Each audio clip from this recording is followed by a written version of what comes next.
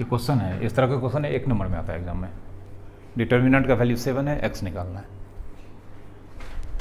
Sir एक property इसका होता है कि अगर कोई भी रो में पूरा अगर 0 हो जाए और कोई भी कॉलम अभी प्रॉपर्टी नहीं आया है, पढ़ाएंगे, ठीक ना, अभी सीख लो ना ABCD। नहीं हो देखा 7 को, एक ठो नहीं 7 को प्रॉपर्टी है, सिलेबस से हटा दिया लेकिन पढ़ाएंगे वो।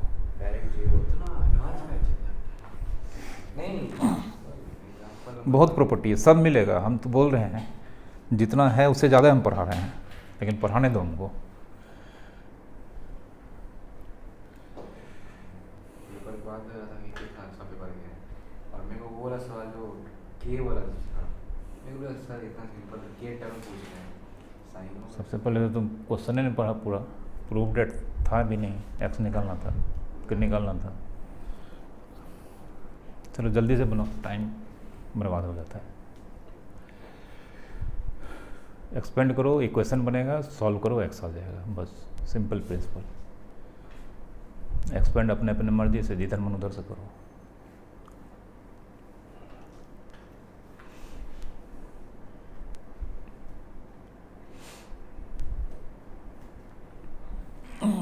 फर्स्ट रो या कॉलम के रिस्पेक्ट में ही करना पड़ेगा शायद। नहीं, कोई ज़रूरी नहीं है। जरूरी है।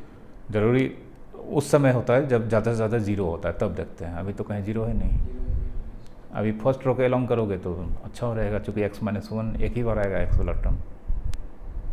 किसी और रो के अलॉन्ग करोगे तो एक्स तो 2-3 बार इन्वॉल्व होगा।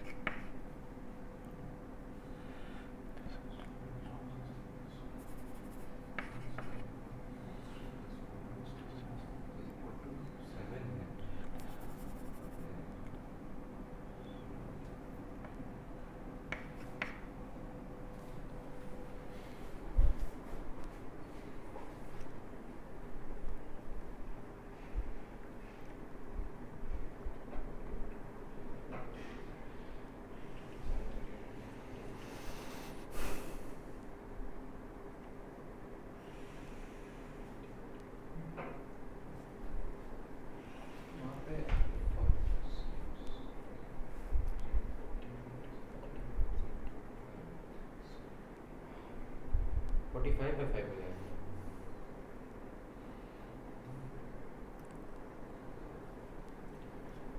नाइन क्या आंसर है इसका? ये तो है -41/5।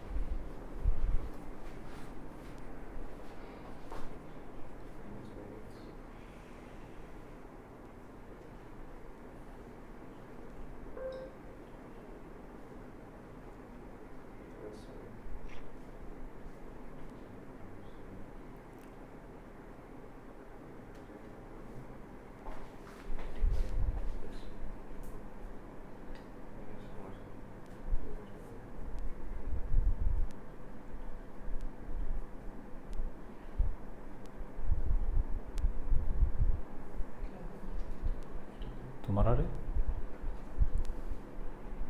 कितना हुआ? किसके लॉन्ग एक्सपेंड किए थे तुम? पहले रो पहले रो के लॉन्ग एक्सपेंड किया है ना? हाँ मतलब ऐसे पहला कॉलम अच्छा, पहला कॉलम के लॉन्ग किया है। 2 10 10 -4 होगा कि +4 होगा ये बोलो तो। 10 अब माइनस माइनस +4।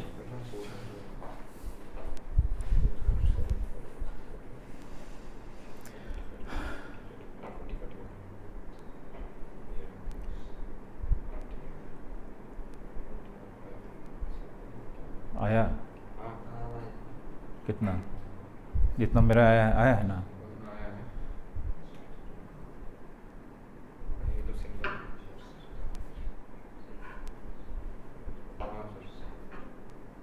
आ गया ना? ठीक है, एक क्वेश्चन और दे रहे हैं।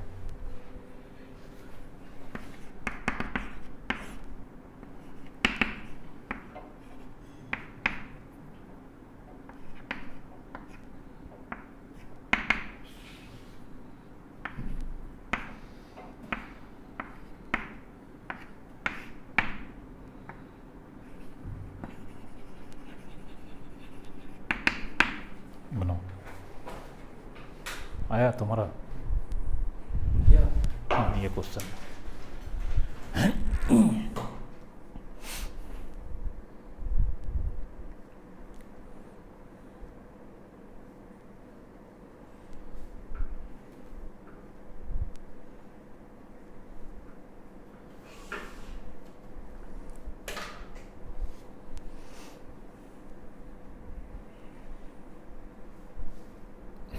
पहले देखे नहीं, एक्सपेंड कहाँ, एवेलुएट वो तो उधर उसको हम बनाए थे। ये जिधर से एक्सपेंड करना है फर्स्ट रो के लॉन्ग ये करना ज़्यादा बेटर होगा।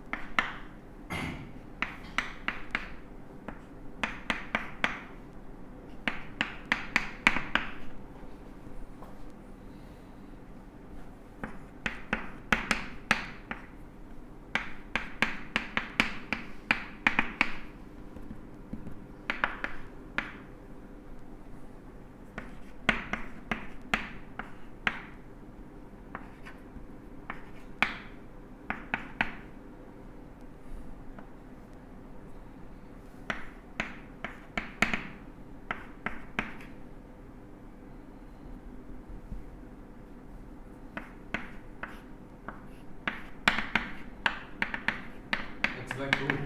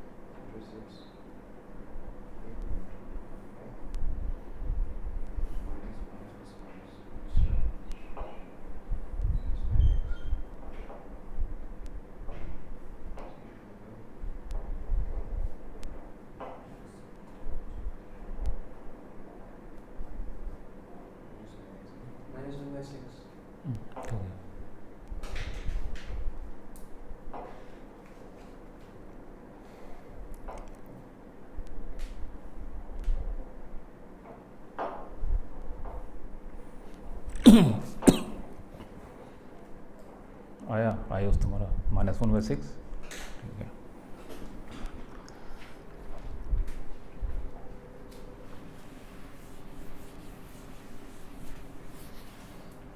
मिटाते हैं।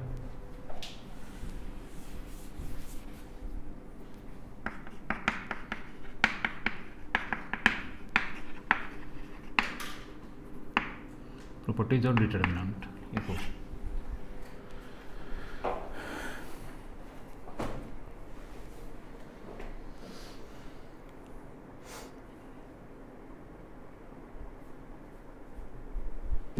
ये डिलीटेड है, ठीक है, पढ़ा रहे हैं, इसका यूज़ है, ठीक ना। बिहार बोर्ड में डिलीटेड नहीं है।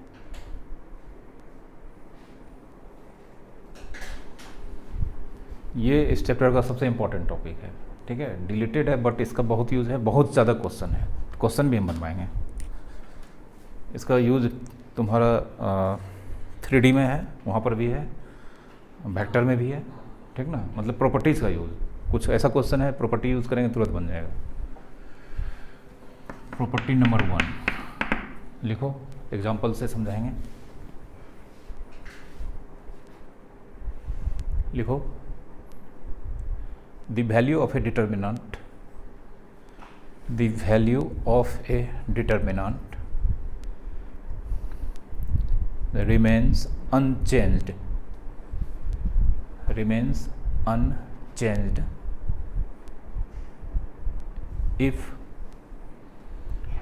all its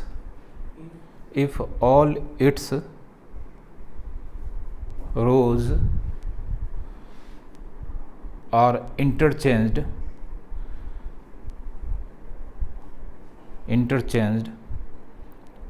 with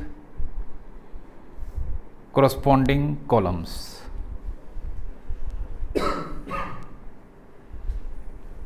ठीक है, एग्जाम्पल से मीनिंग समझा देते हैं, समझ में आ जाएगा।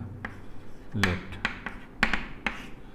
ABC DEM NR, अच्छा मतलब transpose of matrix.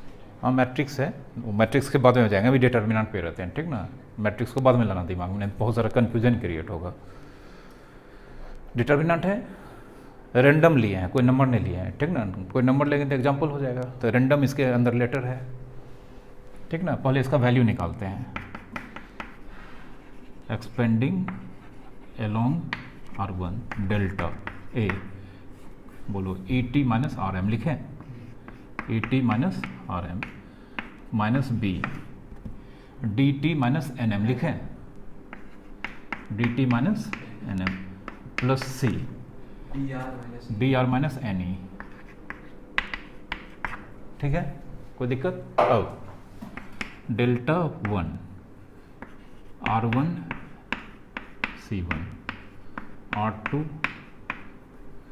C2 R3 C3, ये जो हम चेंज कर रहे हैं ये लिखना पड़ता है, या तो साइड में या ऊपर में। R1 डबल एरो C1 मतलब R1 कॉलम 1 के साथ इंटरचेंज हो गया, डबल एरो है। क्या लिखा है प्रॉपर्टी, अगर एक डिटर्मिनेंट का सारा रो करस्पॉन्डिंग कॉलम के साथ इंटरचेंज कर लें, उसका वैल्यू चेंज नहीं होता है। सारा रो बोल रहा है, इसमें कितना रो है, 3 रो, तो रो 1 का करस्पॉन्डिंग कॉलम रो कॉलम 1 हो जाएगा। डबल एरो मतलब ये इसके जगह पे, ये इसके जगह पे, ठीक है, स्टैंडर्ड सिंबल। हाँ, डबल एरो का मतलब क्या, इंटरचेंज, ये इसके जगह पे जा रहा है, ये इसके जगह पे। डिटर्मिनेंट का नाम डेल्टा था, नाम बदल दिया डेल्टा 1, कोई दिक्कत। अब देखो ABC इस लाइन में आ जाएगा, DEM NRT, और एक चीज़ देखो, फर्स्ट कॉलम फर्स्ट रो में चला गया ना, ADN, ठीक है, मतलब रो कॉलम में चला गया, कॉलम रो में, सब अपना अपना जगह पकड़ लिया। अब इसको एक्सपेंड करेंगे तो मतलब बोलता है कि ये वैल्यू दोनों डिटरमिनेंट का वैल्यू सेम होगा। हम क्या करते हैं, एक्सपेंडिंग एलोंग C1, हाँ A गया ET माइनस RM, कोई दिक्कत। फिर B ये गया DT minus MN plus C, ये गया डी आर माइनस, देख लो A E T minus R M, A E T minus R M minus B D T minus M N minus B D T minus M N plus C D R minus N E plus C D R minus N E. तो वो और ये same है, R H S same है तो L H S भी क्या होगा, सेम होगा। Therefore delta one equals to delta, लिख लो। हाँ एग्जाम्पल ही दिए, प्रूफ दिए एक तरह से, कोई नंबर नहीं लिए हैं, जनरल प्रूफ है ये।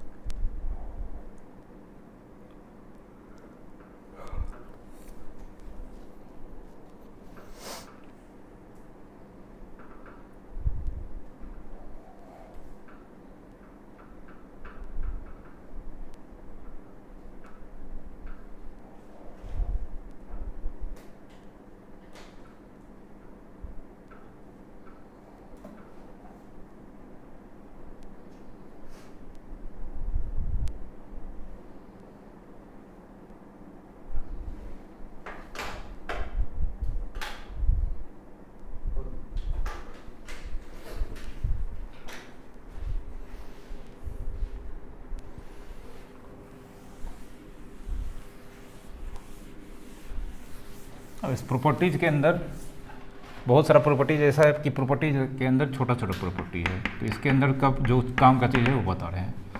If A is square matrix, condition है ये कैसा मैट्रिक्स, स्क्वायर मैट्रिक्स, देन ए का डिटर्मिनेंट ए डैश का डिटर्मिनेंट, ए का डिटर्मिनेंट ए का ट्रांसपोज का डिटर्मिनेंट का वैल्यू सेम होगा। कैसे देख लो, अभी जो प्रॉपर्टी पढ़ाएं उसी को यूज़ करते हैं। A B C D E F M N T कैसा मैट्रिक्स है, स्क्वायर मैट्रिक्स। अब ये कन्वर्ट हो गया डिटर्मिनेंट में, A B C D E F M N T, कोई दिक्कत। अब ए का transpose A B C D E F M N T, A का ट्रांसपोज हो गया। अब ये ए का ट्रांसपोज का determinant A B C D E F M N T. तो जानते हैं इसका लग रहा है कि सारा रो सारा कॉलम आपस में इंटरचेंज हो गया है, नहीं लग रहा है। तो देयरफॉर A1 बाय P1, ठीक है, कोई दिक्कत। ये चीज़ याद रखना है, लेकिन सिर्फ कौन सा मैट्रिक्स के लिए, ठीक है, लिखो।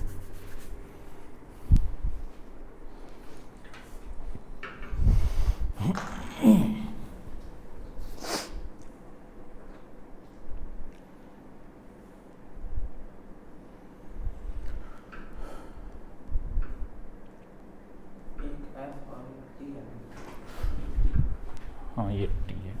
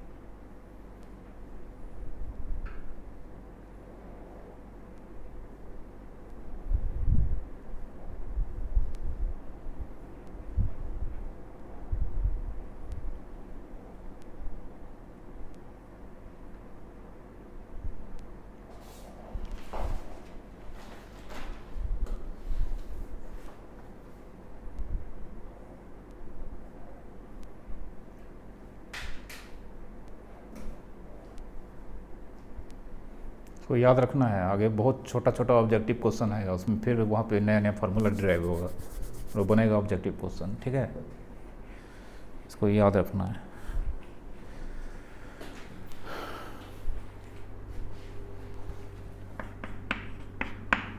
लिखो property 2।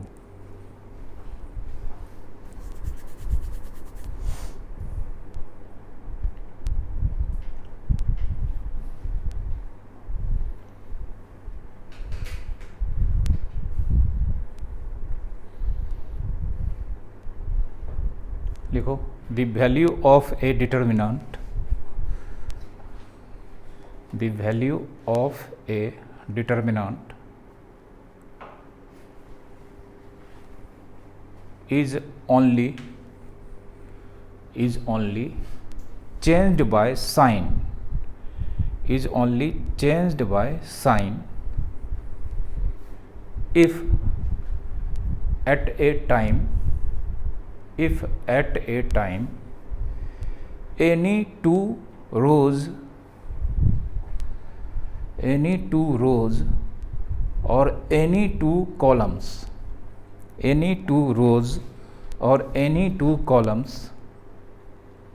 are interchanged between them.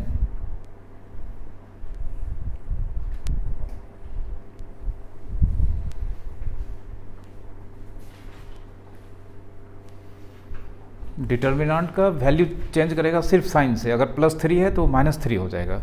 ऐसा कब? जब दो रो, कोई भी दो रो, कॉलम्स नहीं, कोई भी दो रो इंटरचेंज कर लेगा या कोई भी दो कॉलम इंटरचेंज कर लेगा एक बार में, ठीक ना। जैसे R1 R3 के साथ इंटरचेंज कर लिया, शुरू में वैल्यू अगर 5 था तो बाद में वैल्यू हो जाएगा -5, या कॉलम 1 कॉलम 2 के साथ इंटरचेंज कर लिया, शुरू में वैल्यू 5 था तो बाद में वैल्यू कितना हो जाएगा? -5। दिखाते हैं।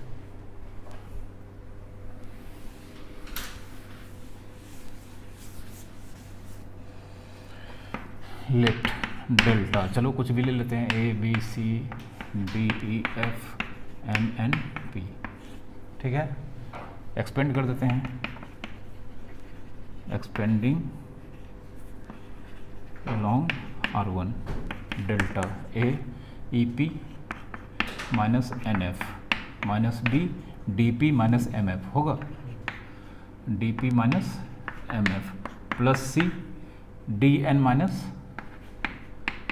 -ME। कोई दिक्कत? चलो अब इसका कोई भी दो रो या कोई भी दो कॉलम मन है इंटरचेंज करने का, लेकिन जब क्वेश्चन बनाओगे ना चैप्टर में तो पता करना पड़ेगा किसको चेंज करना है। अभी तो हम ऐसे प्रॉपर्टी के लिए बता रहे हैं, तो मान लो ये कौन सा रो है और ये अदला बदली कर देते हैं, यहाँ लिखते हैं अप्लाई R2 R3, ठीक है। तो नाम बदल जाएगा डेल्टा1, तो R1 अपनी जगह पे रहेगा, ABCMNP बीच में आ जाएगा, DEF लास्ट में चला जाएगा, ठीक ना। फिर से एक्सपेंडिंग along R1 डेल्टा1, बोलो बाहर में कौन? NF -EP -B MF -DP +C MN -DN, लिखे MN -DN +C ME, sorry गलत हो गया, ME -DN, ठीक है। चलो इसे माइनस कॉमन ले लेते हैं, देखो माइनस कॉमन लेंगे तो अंदर वाला ये माइनस हो जाएगा प्लस और ये हो जाएगा, इससे भी माइनस कॉमन ले लेते हैं तो बाहर माइनस प्लस हो जाएगा, B -MF, इससे भी माइनस कॉमन ले लेते हैं, C DN -ME। ऐसा कर सकते हैं आराम से। अब तीनों टर्म से माइनस कॉमन ले लेते हैं, माइनस कॉमन लेंगे तो ये माइनस है, ब्रैकेट के अंदर प्लस हो जाएगा, MN प्लस है, हाँ सॉरी प्लस है, माइनस हो जाएगा, B DP -MF minus C है प्लस C हो जाएगा, DN -ME।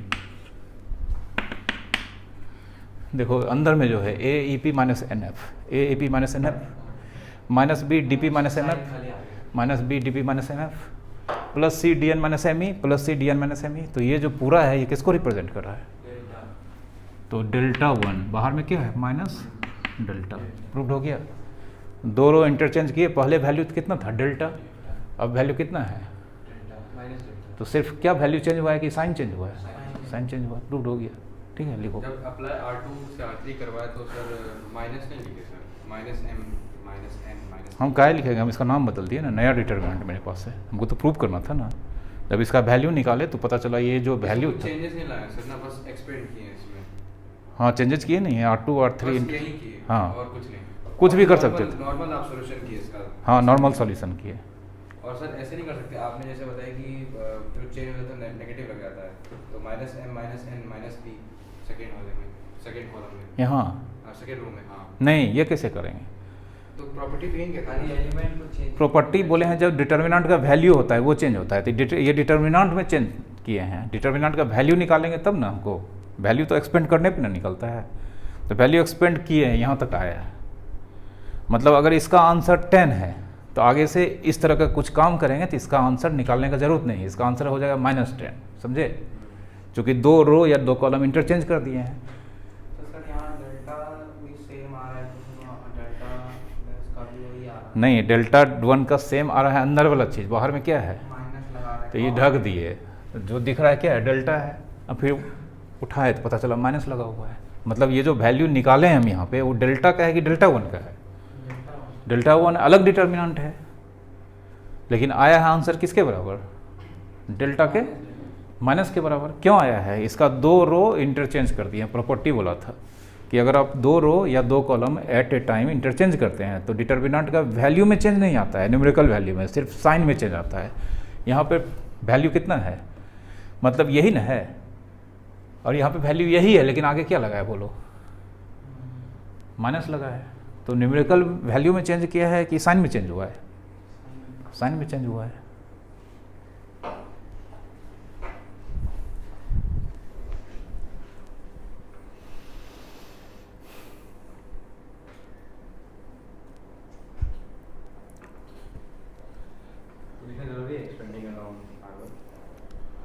हाँ, डिटर्मिनेंट को जब भी एक्सपेंड करो तो वहाँ लिखना ज़रूरी रहता है कि इसके लॉन्ग एक्सपेंड किए, नहीं तो पता कैसे चलेगा? खोजने जाएगा आदमी थोड़ो, तुम लिख दोगे तो तुरंत पकड़ में आ जाएगा।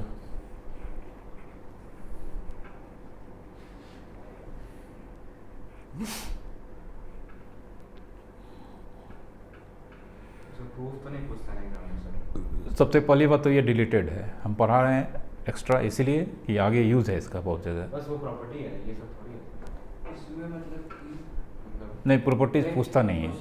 इसमें एक्सपेंडिंग अलोंग R1, तो इसमें भी R1 से करना? नहीं, कहीं से भी कर सकते हैं, कहीं से भी कर सकते हैं। हाँ, कहीं से। वो तो पढ़ा है ना, डिटर्मिनेंट को हम किधर से एक्सपेंड करते हैं तो आंसर क्या आता है? सेम आता है।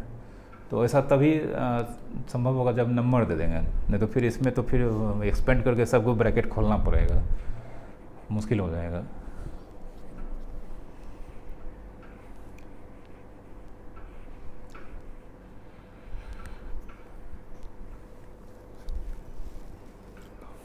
टोटल 6 या 7 प्रॉपर्टीज है।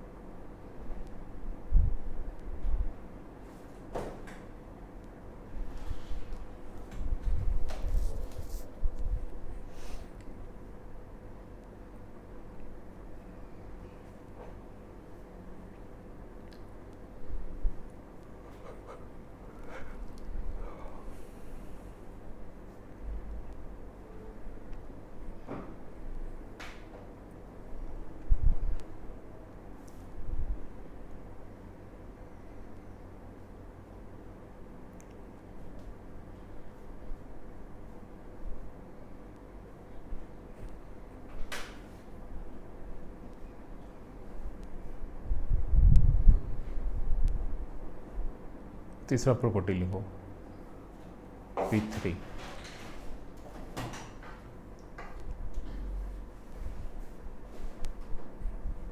मैट्रिसेस से कुछ लेट नहीं हुआ सर? मैट्रिसेस से हुआ ना, एलिमेंट्री ट्रांसफॉर्मेशन मेथड से इन्वर्स निकालने का, जो सबसे लास्ट चैप्टर है, बुक में हटा दिया है, 6 नंबर का क्वेश्चन आता था।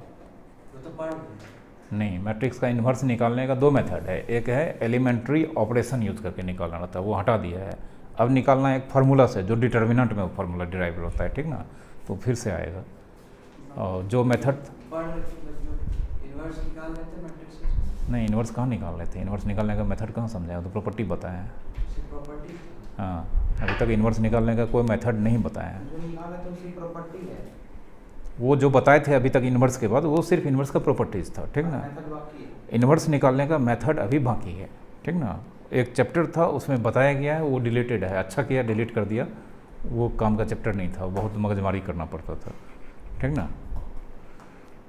अगर टाइम बचा तो हम पढ़ा देंगे वो भी, ठीक ना।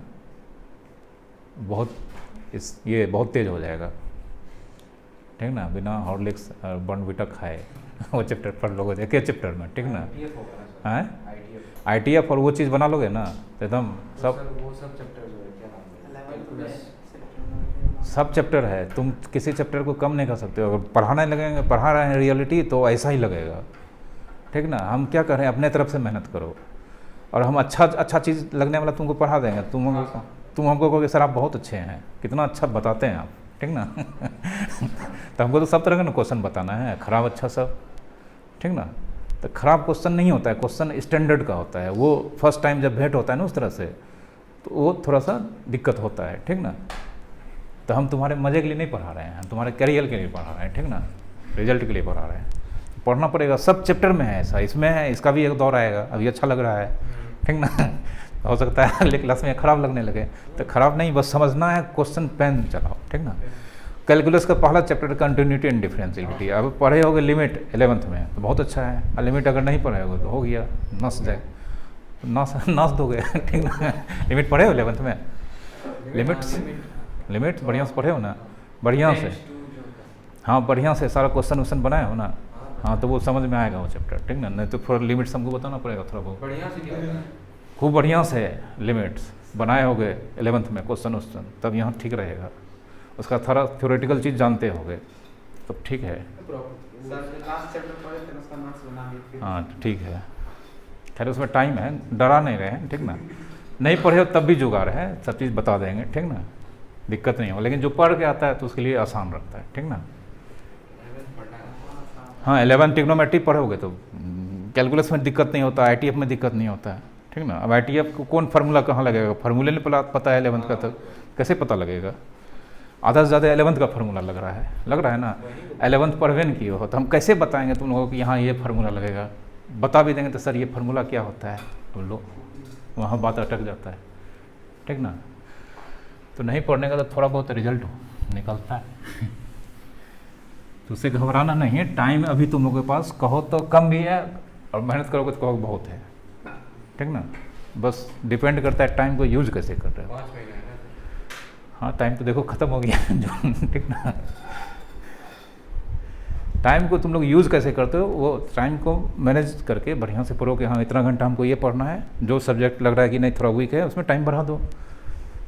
क्या है ये, इन्वर्सली प्रोपोर्शनल है, टाइम बढ़ाओगे वो इजी हो जाएगा, नहीं है। और टाइम घटाओगे तो वो बढ़ते जाएगा। यहाँ इन्वर्स लॉ काम कर रहा है, छोड़ दो।